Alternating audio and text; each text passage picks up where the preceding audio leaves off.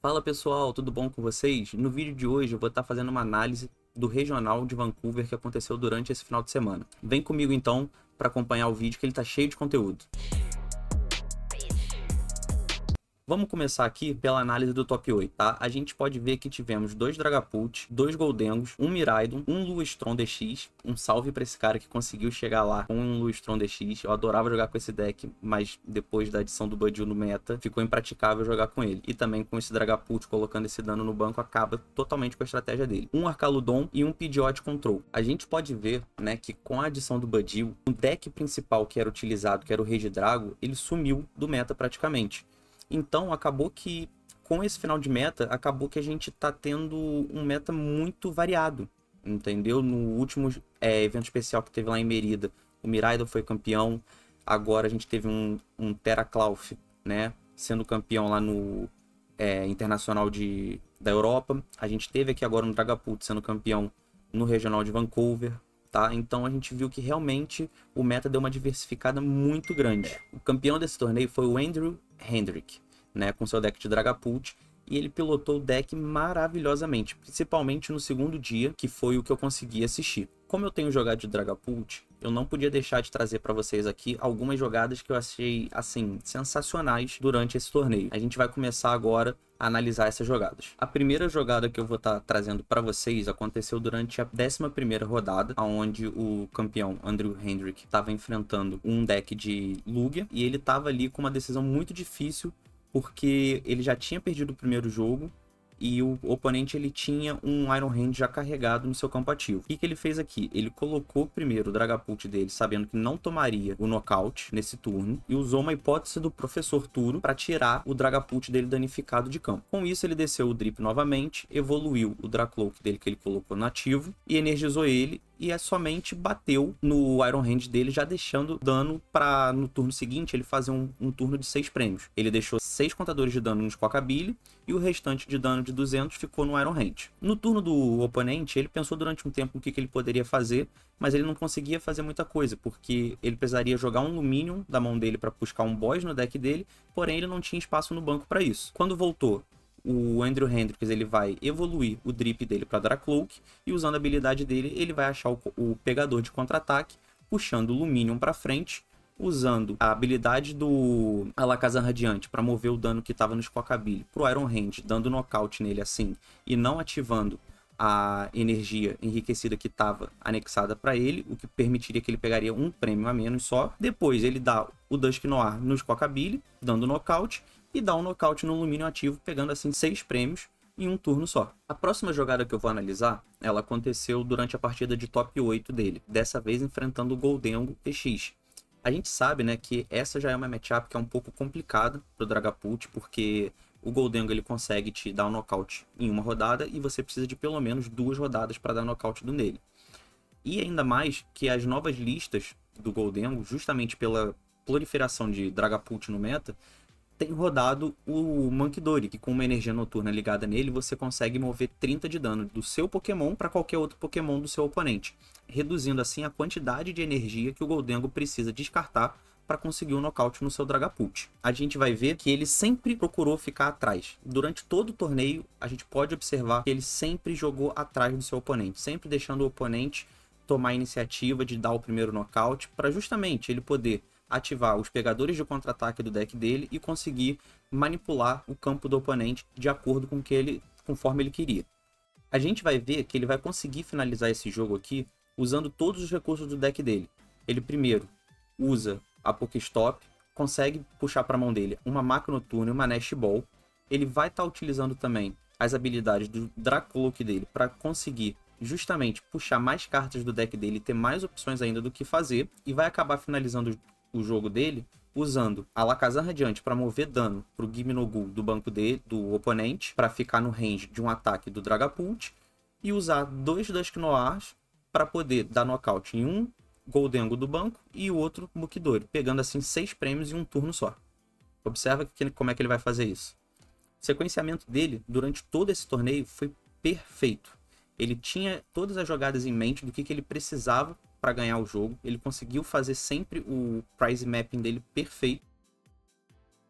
No segundo jogo do top 8, ele chegou num ponto em que ele sabia que se ele ficasse batendo de frente com o Goldengo do adversário dele, ele perderia na corrida de prêmios. Então ele acaba utilizando o Budil para travar que o oponente dele puxasse as energias que ele já tinha descartado para a mão dele e somente ganhou no decaute. A gente vai ver que o oponente dele ainda tenta jogar o Budil dele para trás, só que como o Dragapult compra muita carta, ele acabou conseguindo achar os recursos necessários para conseguir ficar recuando o Duskull dele e botando o Budil no ativo e travando o oponente dele de usar itens no próximo turno. E aí a gente vê aqui que ele realmente só espera o tempo passar e o oponente dele acaba concedendo no final, justamente por não ter mais cartas para comprar.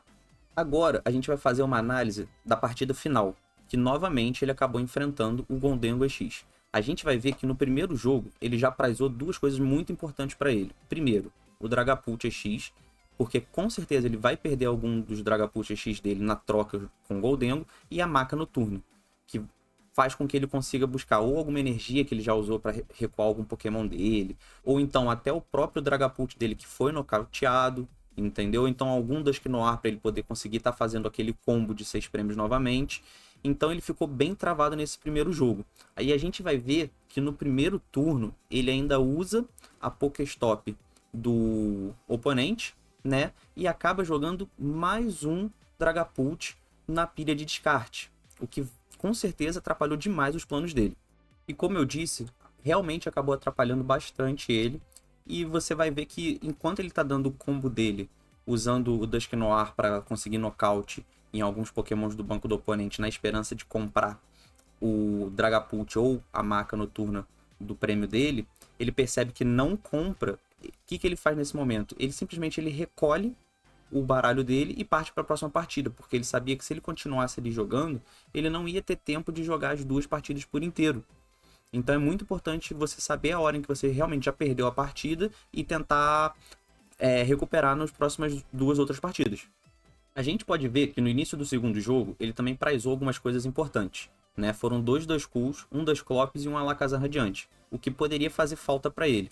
Mas ele conseguiu contornar isso aqui de forma magnífica. Ele usou o Budil dele para conseguir ganhar tempo e ir preparando as jogadas dele e também ir tirando ali quando ele conseguia, né? Fazer um nocaute num Pokémon aqui, no outro ali, para já ir diminuindo um pouquinho o número de prêmios dele. Lembrando que o tempo todo ele não pegava menos do que 3 prêmios, né? Porque se ele deixasse 3 prêmios no campo dele, o oponente dele poderia usar Roxane, que é um apoiador que dá Disrupt, onde todo mundo embaralha a mão, o seu oponente compra 6 cartas, o seu oponente compra só 2 cartas e você compra 6 cartas.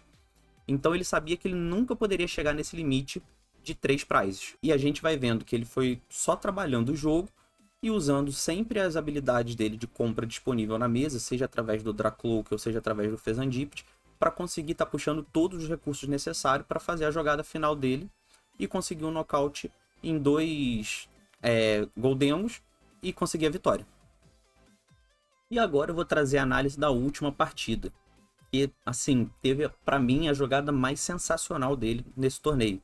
Ela só não foi a jogada perfeita, né? Porque ele acabou não pegando 6 prêmios em uma rodada só. Mas a gente vai ver que ele começou muito bem a partida, né? Conseguindo estabelecer ali os drips dele, evoluindo para Dracloak, garantindo a compra dele, né?